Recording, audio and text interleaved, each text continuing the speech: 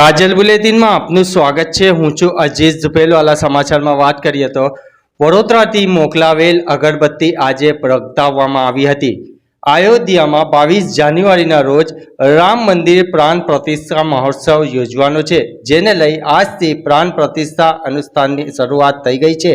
બ્રહ્મ મુહૂર્તમાં તમામ કાર્યોની પણ શરૂઆત કરવામાં આવી છે। હવે 7 દિવસ સુધી અહીંયા વિધિ વિધાનથી પૂજા કરવામાં આવશે। દેશભરમાં રામ મંદિર પ્રાણ પ્રતિષ્ઠા મહોત્સવ વિવિધ વસ્તુઓને મોકલવામાં આવી છે, ત્યારે ગુજરાતના વડોદરામાંથી પણ 108 ફૂટ લાંબી અગરબત્તી મોકલવામાં આવી છે, જેને આજે પ્રગટાવવામાં આવી હતી। આજે શ્રી રામ જન્મભૂમિ તીર્થ ક્ષેત્રમાં અધ્યક્ષ નૃત્ય ગોપાલદાસ મહારાજની હાજરીમાં આ અગરબત્તી પ્રગટાવવામાં આવી છે।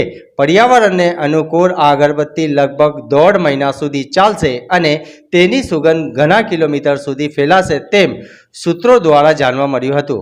રિપોર્ટ સાદિક કાજલવાલા। भाई देखा दिख रहा है।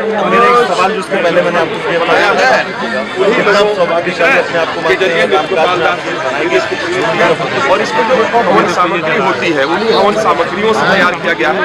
ये आप देखिए कि साफ दिखाई दे रहा है कि इसमें तिल भी है।